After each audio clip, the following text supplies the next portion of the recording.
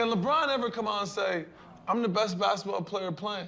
I think you should say that. I think you should believe that. And you should definitely let the world know that.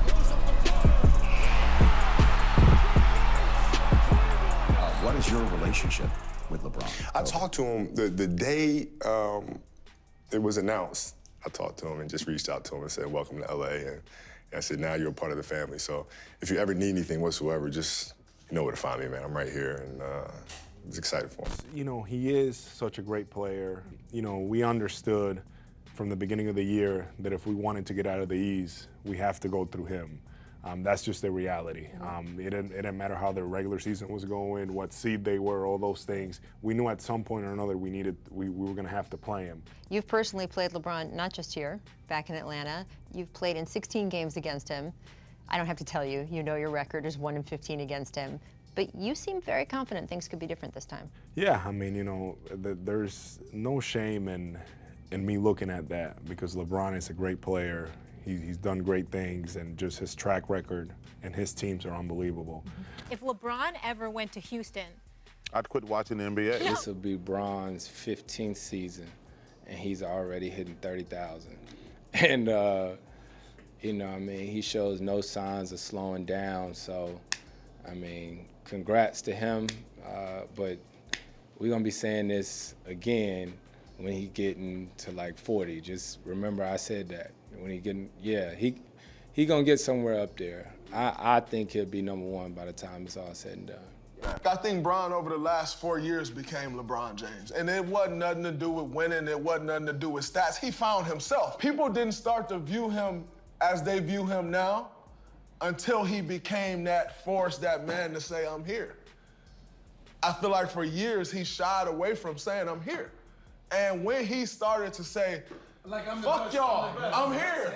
That's when he became who he is, and no one would have ever said that until he did it himself. Motherfuckers fuck with Mike because Mike was like, I'm Mike with my hoop earring, fuck all y'all, I'm here.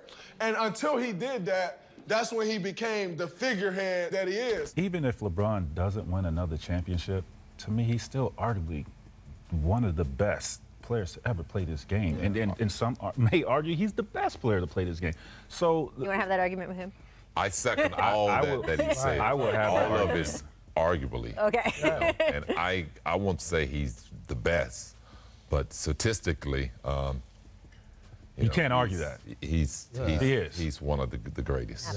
Well, you know, I definitely know that he's playing at that MVP level. And, I mean, I've seen this guy play a lot of years, and, you know, he never ceases to amaze me, but sometimes he does, you know. And he's playing phenomenal. And me, So LeBron joins the Lakers. When you saw that, what's the first thing that went through your mind? I mean, I don't know. We're in the era of guys going to you know, having the power to go to teams that they want to go to, and then this falls right in that category. He's had an amazing, you know, run in Cleveland and brought a lot to that city, obviously winning the championship in 2016. So he has a new challenge, a new opportunity, and now we get to play him 4 times during the regular season. It'll be a different dynamic. You know, maybe we meet in the playoffs, maybe not, but just as an NBA fan looking at the league, it just creates that suspense that I think we all appreciate. What's your perspective on that, on maybe a losing team having the MVP? I really don't have one on that, actually. I'm sure LeBron would. If you had a vote, I'm sure LeBron wouldn't accept that. I mean, he's a winner. You know what I'm saying? So I don't think he's a winner. I don't look at him as a guy that would be okay with that. Oh, my Lord, look at you. Do you realize the greatness of LeBron James? Oh, my God, Steven, can't you get it? So you think LeBron should have gotten the MVP? I mean, if we're talking strictly based off stats, like he checks every It's him mark, every year, though, in that regard, right? Does anyone do more for one team than LeBron does? It's tough. It's tough, right? It's tough. I mean, He's but incredible. it's boring to give it to him every season. Like He's that's incredible. I would say that he's in his own lane, man. Can't compare them. Yeah. You did look forward to guarding him. Why? Because I'm a competitor. You know, he's the best player, and, you know, I'm going to be able to tell my kids this one day. So, personally, you know, I think I'm probably the best guy to defend him in the league, you know, outside of Kawhi. You know, personally, I think I did a job defensively against LeBron. I don't think, he was just too comfortable when I was guarding him. It's a team effort, man. It's not just me. Everybody played their part in guarding him. He's obviously the best player in the game, and you need multiple guys and team to guard him the entire game. And I just think we did a great job of that. And like I said, myself personally, I thought I did a job defending LeBron on them pick and rolls and things like that. Very few players. I'm trying to think if there's anybody besides LeBron that has had that combination of speed and size and athleticism and strength. So I think it's, look, LeBron is, I think, the greatest player to ever play. The Cavs, they got the best player in the world, and he's been playing like it. So I'm really upset that Toronto got swept. Yeah, I thought it was going to be better. Well, I don't know. Making the comparisons of him being viewed in a similar vein as me, that doesn't make much sense, right? I think the goal is always to win championships. No matter where you go, that's the goal. And that's his goal, that's Rob's goal, that's Magic's goal, that's Jeannie's goal, Rondo, all the guys, Kuzma, Lonzo, they all want to win championships, man. So that's what they're gunning for. So he needs to win a championship here in LA? Why do people always say that? They say, okay, well, you need to win. And then there's this like crowd of people that are like, well, you don't need to win a champion. Well, you're asking me, you have to win championships. This is why we play. This is why we're here, is to win championships. And, he wouldn't have came here if he didn't expect to win championships. Do you think he can become one of the greatest Lakers in franchise history? Whoa, wait a minute now. I don't know if he should try to even go for that. I think he should, win a couple rings here if he can. And we're going to love him to death if he do that. But, the greatest Laker of all time is Magic Johnson, without a doubt. So, that's just it. He's not going to be able to touch that. I grew up, watching LeBron and, asking him to follow me back on Twitter, going to his camps. So just to, my first year be able to compete against, a player like him and, be a few shots away from, beating him and his team and going to the championship. It's something I'll always remember.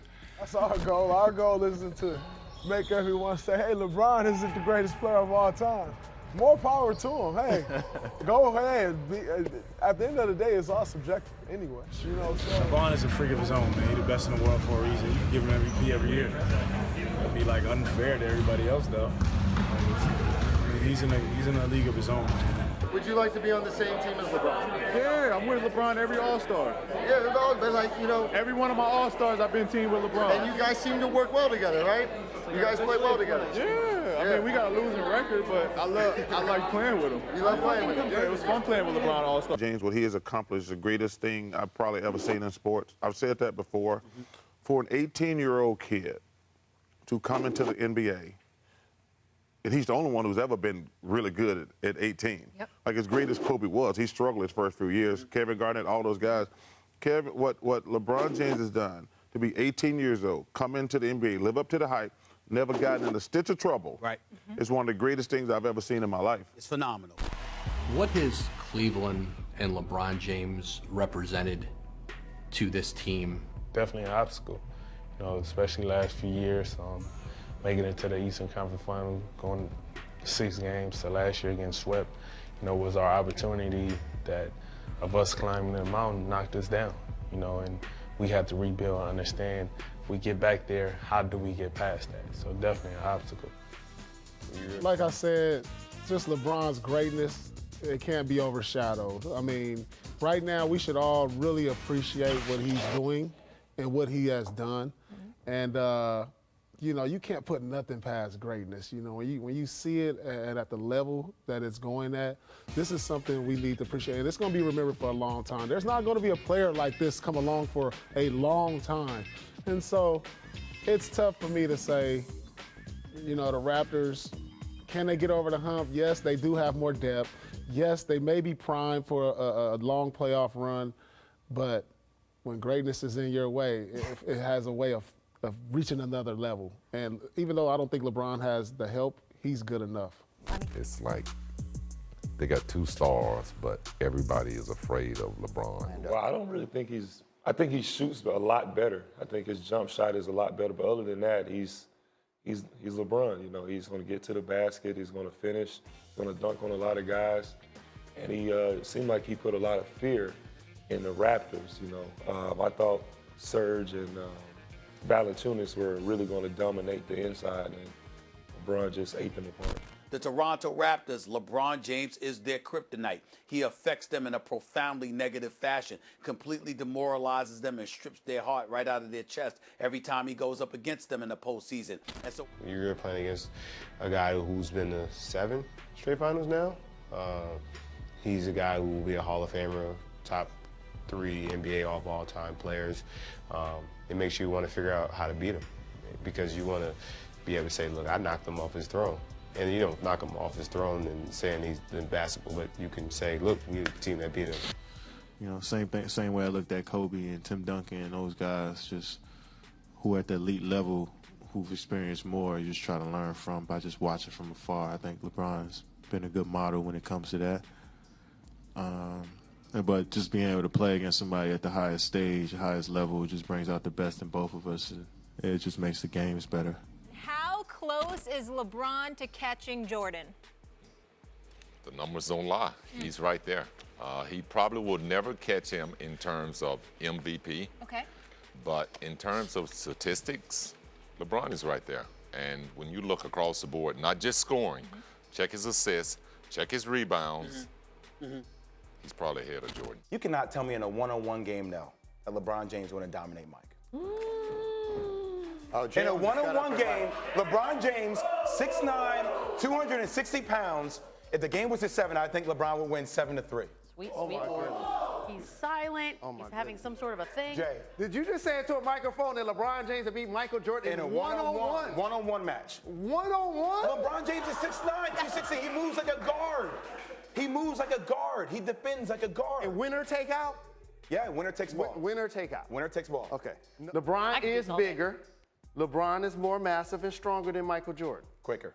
But Michael Jordan is the only player other than Hakeem Olajuwon that I've been on the court and was like, he's the best player on the offensive side and the best player on the defensive side. Just because you see LeBron James going between the leg and behind the back and throwing left-hand passes against Terry Rozier, don't think he's going to be doing that against Michael Jordan. You're saying you don't think LeBron is the best offensive player and the best defensive player on the court when he plays? No. Defensive? No. You cut them off. No. I would like But I think now in this era, LeBron doesn't want to tire himself out because he does so much on his Cleveland basketball team. It's a difference. Michael Jordan really didn't have a mindset of, I don't care if I do tire myself out. I'm going to go and take this guy because I want to prove to him that I am the better basketball player. I think that LeBron doesn't have that mindset that he wants to do that every night because he knows that he does so much on his team and he has to exert himself so much that he doesn't do it. But when you talk about just a basketball player, a complete basketball player, LeBron James is a much better basketball player than Michael Jordan. It's 10 straight years of being able to watch greatness, and I'll be honest with you, and I thought I sensed this from both Mark and Jeff. There was a point at which Jeff said, this guy, like, I'm in awe, and he's making shots that we've watched for 10 straight years, and there's still nights like tonight where I'm sitting there, I'm having this visceral reaction, my arms are up in the air, I'm leaning back, I'm shaking my head, I'm screaming to my producer, Tim Corrigan, I'm like, you gotta be kidding me. It's special. I feel very lucky, to be perfectly frank with you, to watch this man work. I really do. Going at Simmons. And he scores! Don't you love do-overs? First game, I remember first game we played them, he just went at me every time, first quarter. And I think he had like 12 or whatever it was. But I think that was kind of like a personal thing, just knowing him. But it was great. You know, I love matching up against those guys. You all? I'm not there. I'm not on that level yet. LeBron James is one of the best players in the league, one of the best players to ever play the game. It's great going against him, but you know, I don't think about that. You know, I'm just young. So I'm just trying to make whatever it takes for my team to win. It's funny because when you're not on LeBron's team, you're like, man, that guy gets every call. And then you come on his team and you're like, man, that guy never gets any calls. It's unbelievable. Boston's got a good, solid team, but they don't put any fear in your heart. Well, now, LeBron puts fear in your heart. Well, I would say this. It's a guy on our team, you know, when you play against him, you like, man, he get all the calls. But now you're on your team. I think he just told me. He just said the same exact thing. And he on your team, you like, dang, you really don't get that many calls. So. I think he's playing as well as he can play. I think he's put up a triple-double almost the last 13 games. I think he's averaging a triple-double right now. He's averaging a triple-double for this winning streak, yeah. Right, and, you know, with a team without Isaiah, you know, Tristan Thompson is out. You know, he's carrying the load like an MVP would. He's putting up crazy numbers, his best numbers in years. And let's be honest, he's been the best player in basketball the last how long? I mean, getting into my split the MVP conversation. You know what I mean? Continue. So very impressive what he's doing right now. He had a big impact on me. I mean, growing up, just being able to watch someone, you know, who grew up, you know, 15 up from Northeast Ohio, 15 minutes from where I grew up at, and to see his progressions and the way he gave back to the community and continues to give back to the community is awesome. I played for King James, LeBron's AAU team, growing up, I think 16, 17 under, and he did a lot of good stuff for us, put me in a position to receive a scholarship just based on, you know, playing for that type of team, that type of notoriety to where you're on the national scene, going to, you know, high-level Nike events. Congrats on 30,000 points. I can't believe that you're there already. You got into the league at such a young age. It seems like you've been here forever. You're a fantastic player. You're a fantastic person. Your ceiling is still extremely high, which is scary for everybody else in the league. But like I used to tell you always back in the day, I want to personally thank you again for helping me, my family out, helping me be in the position that I'm in now. Because if it wasn't for you, and you specifically, you and your family, I probably wouldn't be sitting here today. So my heartfelt congratulations go to you, your beautiful family, and everybody that's around you on attaining 30,000 points, because it's been a fantastic career that, in my opinion, still has a long way to go. No matter what takes place from his career from this point on, no matter what takes place, I mean, his legacy is pretty much set. I don't want him to damage his legacy by chasing a ring. And keep the balance. Keep the balance of the power. I want that rivalry to keep going, and I want that power struggle to keep taking place until he decides he doesn't want to play anymore and walks away. And what LeBron has done for 15 seasons now, it's just remarkable, because it's that type of longevity, and to be able to be up for that long a period of time, and to be able to adjust as well, because we all know as we age that we're not going to be as athletic as we used to be, and so you have to do it different ways. Tiger, back to LeBron and MJ. A lot of discussion about who was the GOAT. Who's your take? Who do you have? Well, first of all, when I was growing up, GOAT was a bad thing. Right? It's changed. You know? It has changed, and they're both great in different ways. You know, I think that if you look at MJ, he was a prolific scorer and played defense like no other. He's always first team, you know, all defense. But LeBron's different. He's like a hybrid of MJ and Magic, which is so different because he's bringing the ball up a lot. MJ never really did that. I mean, he had Pip as a point forward, you know, a lot of times, and you would think that that's kind of LeBron-ish, but they're very different in how they help both teams. At the end of the day, they both win, and they're both guys that we look at and say, you know, it's unbelievable what they're doing, and they're just changing the game and the game how it's played. We didn't know it could be played that way, and they both have done it. Not only is he a great player and pretty much the best in the world, if not one of the best, if not the best, but he's been a great mogul and a great role model for players. You know what I mean? Just people and players and young kids and everybody growing up. And it was around that time where he was having that issue, or there was that issue with he was talking with the politics and the lady and all that stuff was going on. I just told him, man, at the end of the day, man, he's just done a great job of just representing us as a basketball kind of country world, I guess you want to call it. You know, I've been watching him since I was a little kid, so to be able to be there and, you know, talk to him and stuff like that, and I was sitting next to him and KD in the locker room at All-Star, it it was one of those moments you're like, dang, I kind of dreamed about this a long time ago. So for me, I seen how him and D Wade worked in the summertime, how they worked on their body, how they worked on their minds. He was always working. After the finals last year, a week or a day later, he was working out. You know what I mean? Stuff like that. Me, as a young guy, I want to be the best. I want to be where they're at. So to be able to see that and kind of follow that blueprint has helped me in my career. You sit down with LeBron, and how do you open it? Like, how do you start? Does he start? Do you start? Yeah, well, you know, of course, he greeted me at the door, and we sat down. And I tell you something, Jimmy, this guy is so smart. What was he wearing? There's some shorts. You know, he had on this LeBron Nike gear. Okay, all right. Looking very sharp. Gotcha. You know, very relaxed. And we just, you know, started talking about how we both grew up first and how we had probably the same expectations of, you know, people expected us to win and be good. And we both Midwest boys, him from Ohio, me from Michigan. So we started that direction, and then we headed toward the Lakers. And he broke down every player on our team, their strengths and weaknesses. He already knew, you know, the guys on our team. And you were impressed by that? I was very impressed with that. And the fact that he knew that he could fit into this young core that we had. And so we just started a dialogue, and before we knew it, you know, 2 hours had passed already, but it was a lot of Laker expectations and offense, defense, you know, how he likes to play. And what was great is this is how he wants to play today, right? The way the Lakers play with pace. And he's going to really take our players to this level in terms of make them so much better.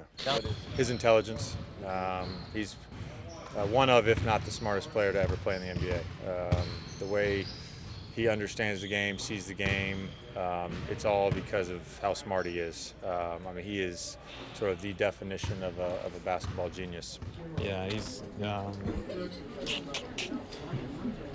It's like I've run out of ways to explain his greatness. You know, he's just amazing. He makes all of us better. Obviously, you didn't have the same size and strength as he did. Unfortunately. But what did you try and emulate of him when you were growing up, if anything? I think he just did a lot of things the right way. You know, his interviews are always sharp. He handles himself accordingly. And for a guy who's been in the spotlight so long, he doesn't have any like major blemishes. You know, no articles being written about his character or him doing things the wrong way because he's well polished. That block on LeBron was pretty crazy. I mean, that definitely gave me some pub, and you know, social media blew up. Everybody back home was calling me. You know, after the game, he really didn't say anything. I mean, he just said, good game, young fella, and just said, you know, I like what you're doing, keep it going. I mean, as far as the block is concerned, he really didn't say anything to me, but I mean, I'm sure there was some stuff he wanted to say. How close is LeBron to claiming, in you all's opinion, to staking a claim as being the greatest ever? It don't really matter. Don't matter. Y'all not looking across at that guy and saying this, I know not some intimidation, but just a matter as peers. No, he can have that title. He just can't have his ring. Because LeBron is in LA, and LA is starving for a show to return.